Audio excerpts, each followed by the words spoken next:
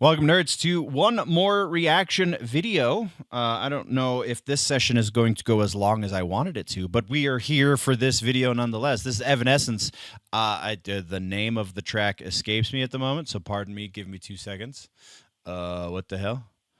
Where is it? There we go. Devil May Cry Afterlife is the name of the track. This is on the Devil May Cry Netflix franchise, the animated series going to Netflix.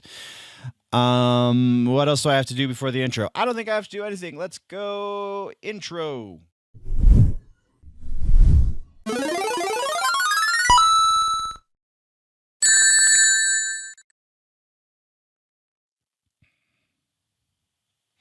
All right, we do a thing in a certain order here. First off, shout out to channel partner Dubby. Dubby.gg is the website. Generally Nerdy is the code at checkout. You can go use that code, get 10% off your next order, the entire order of Dubby supplies. So if you need to get yourself a blender bottle and you want it with some really interesting anime designs, then Dubby's got you covered. Or you just want to just this basic blender bottle, they've got those too. Mine is not in the room with me right now. I believe it's upstairs in the proper studio. Yeah, Dubby is with the 10% discount, you're going at like $1. I did the math once. I don't remember exactly what it is, but it's like $1.10, $1.15 or something per 8-ounce drink. So that's cheaper than what you're getting at the gas station. It's right on par roughly with what you're getting at the dollar store. And it's better. It's just there's less garbage. You don't feel like ass after you drank it, after it's worn out of your system. You don't have the sugar crash because there's no sugar. They have a bunch of nootropics in there to help your brain focus, and honestly, it's one of the better ones as far as that goes, as far as my experience with that goes. This is not medical advice. Do not assume that I am a doctor or that I can give you any sort of medical advice. However, I do have the ADHD fairly bad, my therapist would say, and the Dubby definitely helps me focus when I'm at the day job. So I appreciate it. I think you will appreciate it. That is why they are our channel partner. Go check out Dubby.gg. Checkout code is generally nerdy. All right, so expectations. What are that's not the right one. We don't want expectations. We want history. This is where normally I would either do history of the band, which I don't have Wikipedia pulled up in front of me, and I'm not going to pull it up for you guys because we're going to talk about my history with the band. Evanescence, I found basically just like everybody else because they put out the I never get the actual song title right because the chorus I can't even think of the song that they put out that was on whatever soundtrack and they blew up and Ben Moody was like the dude. He was like, oh, we wrote this song together, and then a couple albums later he's like, screw you, I'm out. And now I think he's doing small scale production like I do instead of being incredibly world famous like Amy Lee. Amy Lee, one of the better voices in metal, though I would venture that it's a bit of a stretch for most metalheads to call Evanescence metal. It's kind of radio metal. It's kind of like goth rock, operatic goth rock, because she's got a very operatic voice. So yeah, as far as like exposure to the band, I probably listened to the entirety of that first record a couple of times, and nothing really stood out to me aside from her voice. But like as far as overall songwriting ability, it's all basic stuff.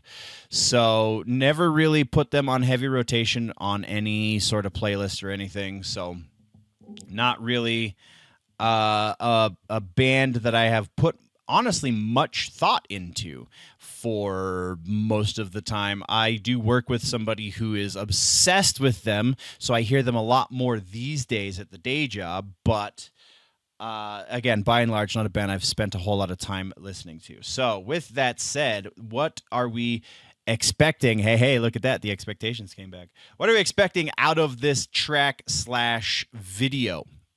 I definitely expect a lot of cuts to scenes from the anime. So let's get that one out of the way. Obviously, this is from the soundtrack for the Devil May Cry series. We're gonna see some Devil May Cry stuff.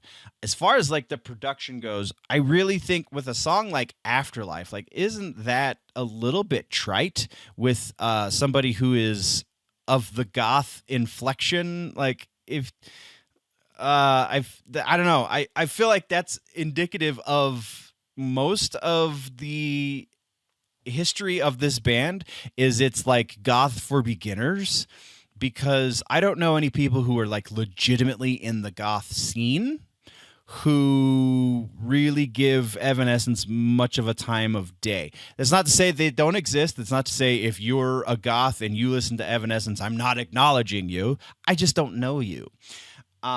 Usually goth people listen to much more aggressive music. This is for like Hot Topic goth, like the girl at your day job who listens or who wears a lot of black nail polish and maybe some black lipstick and thinks she's so extreme, when really she grew up in the suburbs with her between her parents there's six figures being made in the household.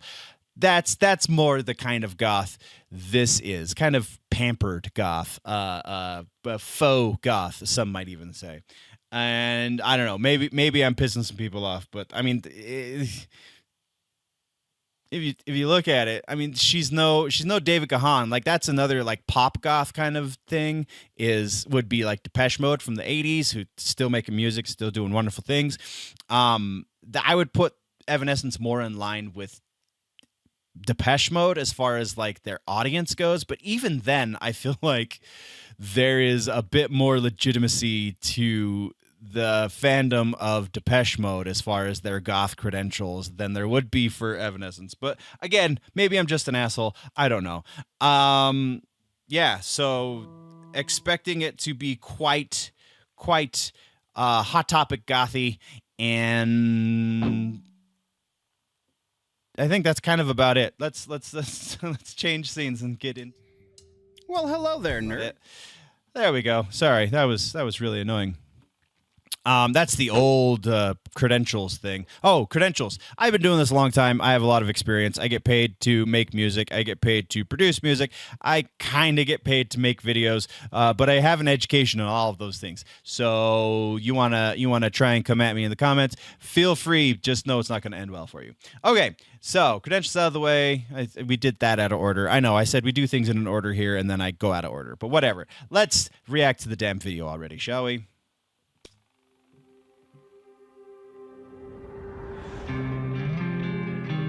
Gentlemen, this is your primary objective. His name is Dante. Hide before the floodgates open. Can we just lie here till it's all over? I hear the violence calling, turn run inside. You build your walls, but can't forget the hate. You hide down to finally meet you in the afterlife. Save me from this pain, feel the pain inside. You wonder why I'm out of tears to cry. Today I'm not afraid to die.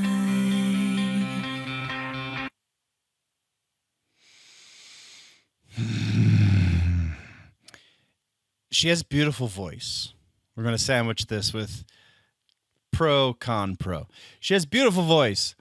Her lyrical ability is very limited, it would seem. We're talking about maybe this is going to evolve, but it feels like we're talking about like love loss again. This is a very well tread arena for her lyrical abilities. She's basically every major single this band has released has been about that topic. The darker slightly imagery in the why I'm ready to die, or I'm not afraid to die, is what the lyric was. Is a welcome change, but a very minor one. As far as the instrumental goes, the layering's very well done. I'm really digging the atmosphere they're setting up with this instrumentation. I feel like her lyrical prowess is not what a lot of people want to think it is. We're just gonna leave it at that.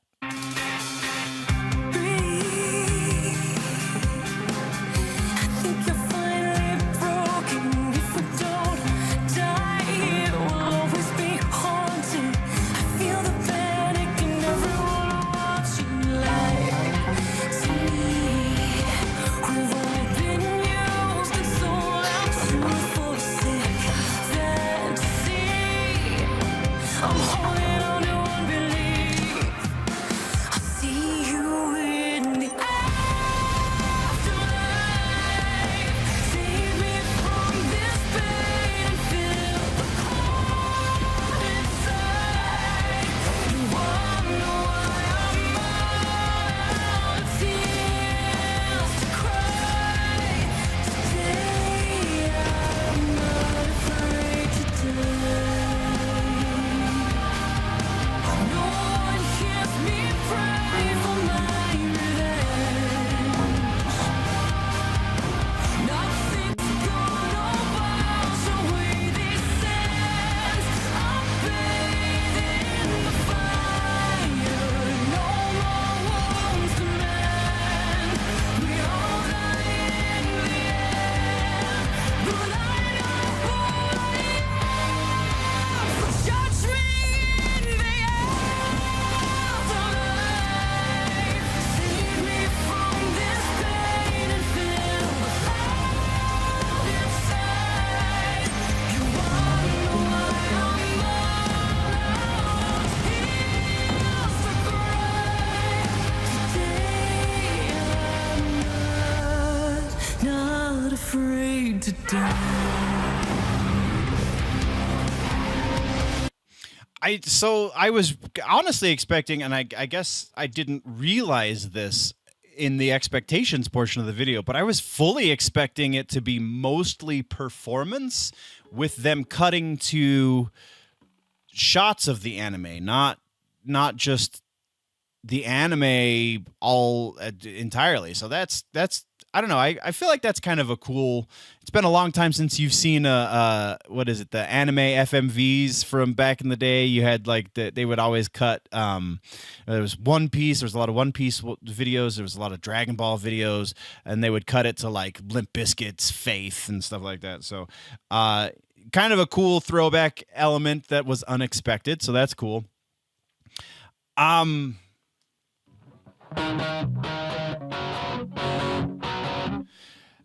It feels super simple as far as like song structure. Like you always hear, at least I always hear in the media when they're talking about Evanescence, you hear about, their grand scope songwriting, and they write these big long epics and so on and so forth.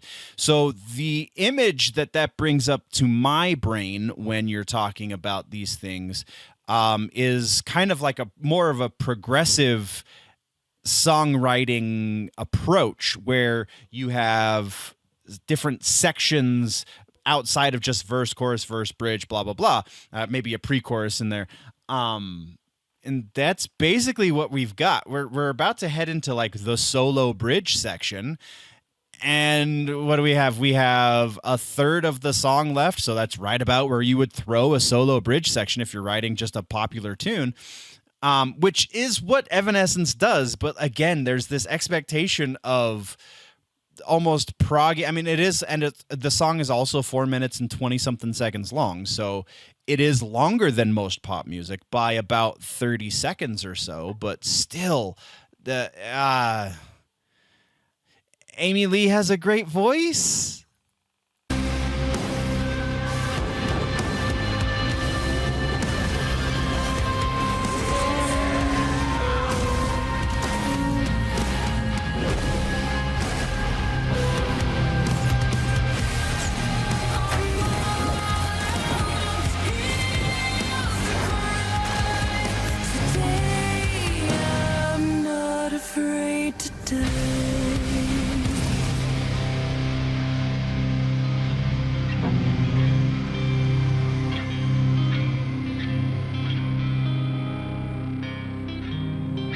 Oh, that looks really cool. That was animation. That was really cool.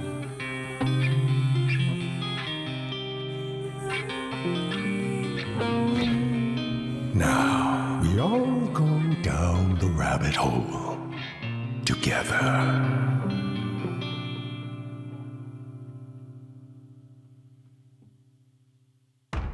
Oh, really? Okay. And then we just get a little Netflix tag. So it's not even, it is actually 4 minutes long. So still a little bit longer than most modern pop music, but not by much. There's nothing exceptional here. That's in either direction. So I guess that's kind of a good thing. There's nothing that stands out as great, again, aside from her voice, but we already know that Amy Lee has an amazing voice. That's fine. Even though, from what I do understand, we're going to caveat that part even, it would seem that most of her ability, I've never seen live, I've never listened live, so I'm very much out of my element as far as this goes, but what I have heard from people who are going to be critical of this anyway, so that's probably incorrect information, but I'm going to put it out there anyway. What I have heard is a lot of her talent lies in the studio and not in live performance, because she does so many takes on a single song, on a single section in a single song, that with modern technology, of course she's going to sound amazing. I'm not saying that they do any pitch correction, though I'm sure there's at least a little bit of that. Just like you went half a cent flat on this one note, we're not going to retake it. We're just going to fix it a little bit because nobody's going to know, and we know you can sing it, and blah, blah, blah, right? So I'm not necessarily saying that that's the case, but it does definitely feel like there's a lot of production involved in all of the singles they've put out. So I would tend to believe, at least to a certain degree, that a lot of Amy Lee's performance abilities, a lot of Amy Lee's talent lies in the fact that she can do 100 vocal takes on one song and then take the best syllable for each word out of those 100 takes. Again, I've never listened to him live, so I very much could be wrong, and I am very much willing to be corrected on that one because I don't have the experience of it. So, yeah, there's nothing to go. But the whole genesis of that thought train was there's nothing exceptional here. There's nothing to go back and like analyze. The song structure is real basic. We have a bridge. It was a verse, chorus, bridge, solo, verse, chorus, or a chorus, verse, chorus, something like that. Either way, you can see those sections coming from a mile away. There's nothing to go back and analyze structurally. There's nothing to go back and analyze instrumentally because it was all basically here. Like, we didn't really come out of what the hell is that? That is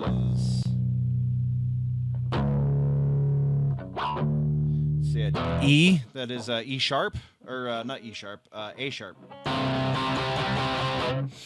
So we're living in A sharp territory and didn't really come out of that.